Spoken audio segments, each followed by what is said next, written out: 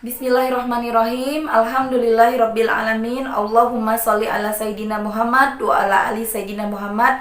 Assalamualaikum warahmatullahi wabarakatuh. Apa kabar teman-teman? Mudah-mudahan teman-teman selalu dalam lindungan Allah Subhanahu wa taala. Amin ya rabbal alamin.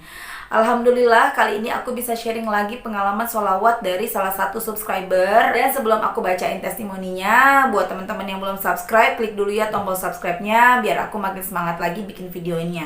Dan jika menurut teman-teman video ini bermanfaat, silahkan di-share sebanyak-banyaknya ke medsos teman-teman ya. Mudah-mudahan dengan men-share video ini akan makin banyak lagi saudara-saudara kita yang bisa menyelesaikan masalahnya dengan sholawat. Dan mudah-mudahan juga bisa jadi amal soleh buat kita semua. Amin ya rabbal alamin. Nah, langsung aja aku bacain ya. Ini dari Mbak W. Assalamualaikum Mbak Mel. Saya W dari Cilegon, Banten. Setelah saya nonton YouTube Mbak Mel, awal tahun sampai detik ini saya selalu mengamalkan sholawat setiap hari, baca sholawat munjiat 100 kali dan sholawat Jibril 10.000 kali. Alhamdulillah, Allah maha segalanya. Cobaan bertubi-tubi menimpa saya dan keluarga. Sedikit-sedikit Allah kasih jalan dan kemudahan. Terima kasih banyak Mbak Mel. Semoga Mbak Mel dan keluarga selalu sehat dan selalu istiqomah mengamalkan sholawat. Dan saya selalu istiqomah mengamalkan sholawat. Saya dan anak-anak sering nonton YouTube Mbak Mel. Waalaikumsalam Mbak. Masya Allah, semoga istiqomah ya. Ternyata Allah deket ya Mbak dengan kita kalau kita deket sama Allah dan Rasul. Untung saya ketemu sama YouTube-nya Mbak Mel, mungkin itu jalan untuk saya. Mbak Mel, gak tahu kenapa akhir-akhir ini ekonomi keluarga saya susah. Buat makan aja sampai mikir dulu. Besok anak-anak masih bisa makan gak ya? Tapi Masya Allah, setelah saya selalu baca sholawat, ada aja rezekinya. Dari contohnya, beras tinggal sedikit lagi, uang gak punya sama sekali Mbak. Untung anak-anak bisa ngerti. Saya sedih ngelihat anak-anak di dalam rumah pasti pengen jajan kayak anak-anak yang lain. Masya Allah, tiba-tiba saya ditelepon kakak disuruh main ke rumahnya. Dan pulang-pulang saya dibawain beras, makanan, dan uang buat jajan anak-anak. Sepanjang jalan pulang saya sambil baca tasbih, sambil nangis, cegukan. Allah mengabulkan doa saya. Masya Allah ya. Mbak Mel, saya mau cerita aja ya, karena mungkin kalau cerita ke orang gak percaya kalau ini berkat sholawat. Mbak Mel, tiba-tiba bulan kemarin pas jam 4 subuh saya dapat telepon dari kakak kalau bapak saya sakit. Ya, pada bengkak, sakit kakinya pada bengkak, gak bangun. Saya langsung kepikiran banget, pas banget posisinya saya dan suami lagi gak punya uang sama sekali. Jam 7 pagi saya ke rumah orang tua saya. Di sana saya diem aja, tapi tangan tetap pegang tasbih dan hati bertasbih yang banyak banget berdoa semoga bapak cepat sembuh. Saya sedih gak bisa bawa berobat. Kakak saya juga lagi gak punya uang Mbak. Besok harinya saya pulang ke rumah, saya nangis dan memohon sama Allah biar bapak cepat sembuh.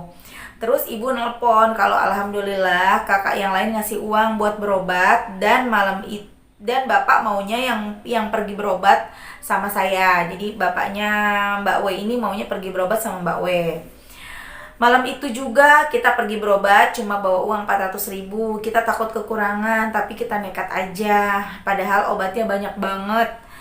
Mbak Mel, alhamdulillah baru minum obat sekali, bapak kakinya udah kempes dan bisa jalan lagi.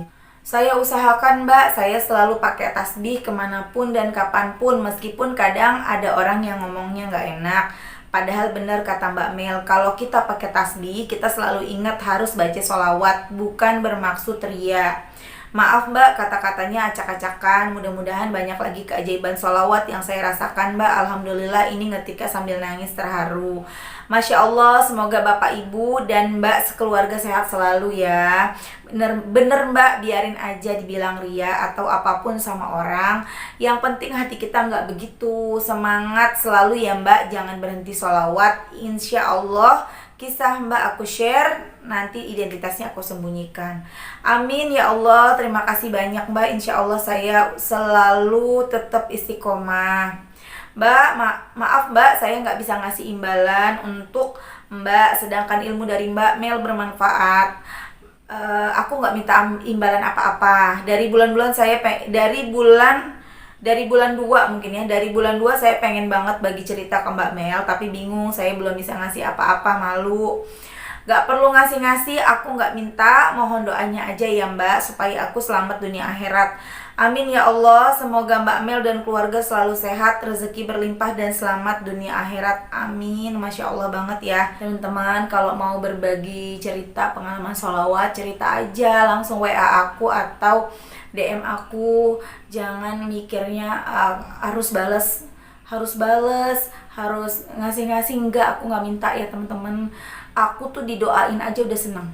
Aku minta doanya teman-teman ya, karena kan kita nggak tahu doa mana yang dikabulkan, belum tentu doa aku sendiri.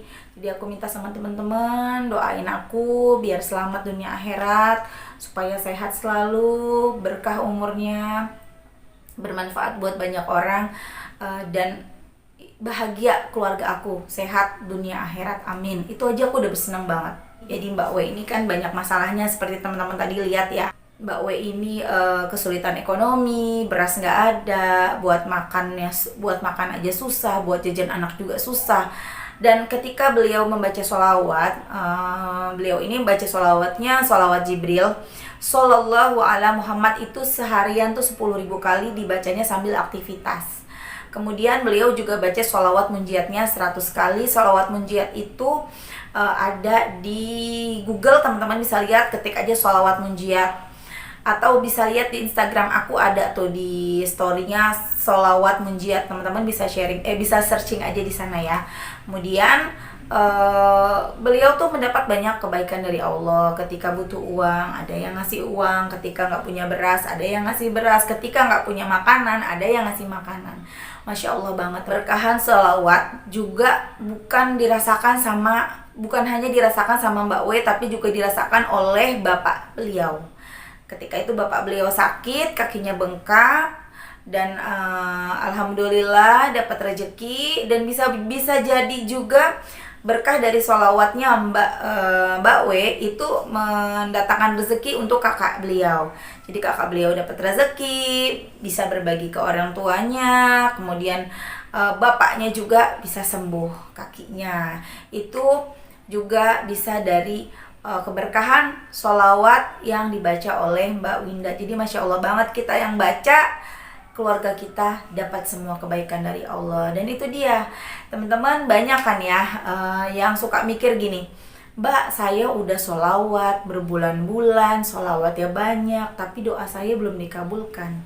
Doanya emang apa? Saya pengen ngebayar utang saya 60 juta, saya pengen ngelunasin utang saya 100 juta, tapi nggak lunas-lunas gitu loh. Dan aku selalu berpikir, dan aku selalu meyakini, gak mungkin kalau orang udah sholawat itu gak dapat apa-apa, tuh gak mungkin. Kita gak sholawat aja Allah nolongin kita. Masa iya sih kita pakai sholawat Allah gak mau nolongin? Tuh gak mungkin. Pasti ada kebaikan yang didapat oleh kita, walaupun tujuan utama kita belum kita dapat. Kenapa sih begitu? Pertama, Allah lebih tahu yang pantas buat kita tuh apa. Allah lebih tahu yang lebih penting buat kita tuh apa. Ketika kita hampir berdoa minta uang 100 juta, 60 juta buat bayar hutang, ternyata kita punya sakit, atau kita punya mau ada musibah, kita mau ada masalah. Nah, Allah beresin tuh masalah itu. Gitu loh teman-teman. Nanti perlahan-lahan hutang itu akan lunas kok, pasti dilunasin sama Allah. Kan Allah udah janji, kalau kita berdoa, Allah pasti kasih. Semua doa yang kita panjatkan itu akan kembali lagi teman-teman, pasti dikasih lagi sama kita. Karena apa? Allah tuh malu kalau hambanya berdoa terus nggak dikasih. Tapi bentuk pengabulan doa Allah itu bermacam-macam. Bisa di dunia, bisa juga di akhirat. Ditabung nih sama Allah, udah nggak usah di dunia dikabulin, nanti aja di akhirat. Misalnya ada dari teman-teman yang belum punya rumah, terus teman-teman pengen berdoa, pengen minta rumah ya, sampai akhirnya keburu dipanggil Allah, belum dapat rumah. Itu tenang aja, setiap doa dari teman-teman, dari kita semua minta rumah misalnya, nggak dikasih sampai kita meninggal, itu di sana kita dapat rumah loh. Di sana tuh sama Allah diganti dengan pahala yang berlipat-lipat, sampai kita tuh bingung ini pahala yang mana ya Allah gitu. Dan teman-teman, bahkan nanti ketika kita sudah di sana ya, buktikan kalau kita udah sama-sama di sana ya, di akhirat ya, ketika perhitungan amal itu kita nyesel loh kalau doa kita tuh udah dikabulin. Pasti ya, insya Allah teman-teman akan ingat seperti itu. Gini, oh iya ya, bener juga ya kata Mbak Mel ya, aku selalu ngeluh di sini doaku nggak dikabulin, ternyata di sini di akhirat ini dikabulin. Dan pengabulan di akhirat itu beda takarannya dengan di dunia, dan kita tuh akan sangat bersyukur sekali di sana karena doa kita dulu di dunia belum dikabulkan sama Allah, dan bahkan kita malah nyesel karena doa kita dulu di dunia dikabulkan sama Allah.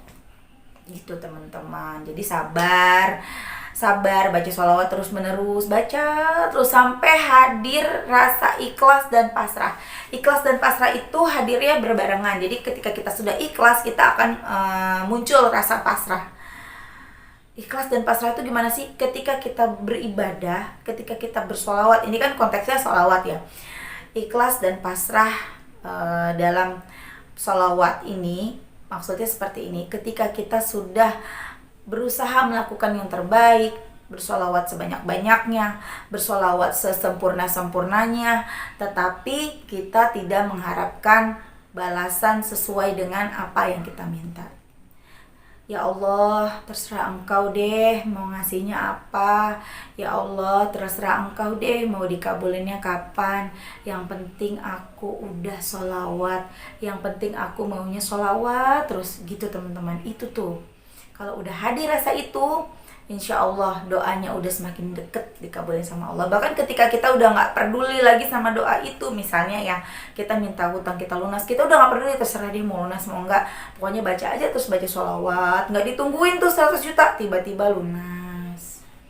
Itu teman-teman, Masya Allah banget ya. Dan kita doain sama-sama ya buat Mbak W, mudah-mudahan segera diberikan rezeki yang berkah dan berlimpah, kehidupannya bisa menjadi lebih baik, bahagia dunia akhirat, orang tuanya selalu sehat dan umurnya panjang, amin.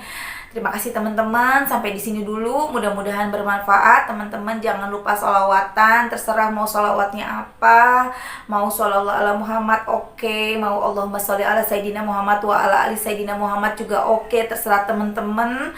Bacanya berapa itu juga terserah teman-teman, tapi kalau aku pribadi sarankan minimal 1000 kali setiap hari. 1000 itu sedikit, minimal 1000 kali setiap hari. Karena apa? Kalau teman-teman baca 1000 sholawat, Allah akan memberikan 10.000 kebaikan buat teman-teman, dan Allah menghapus 10.000 dosanya teman-teman. Yakin nggak mau dihapus dosanya 10.000 sebanyak 10.000 kali dan diberikan 10.000 kebaikan? Yakin nggak mau nih teman-teman nih? Kalau aku sih mau, sayang kalau nggak diraih ya teman-teman ya. Oke, terima kasih. Assalamualaikum warahmatullahi wabarakatuh.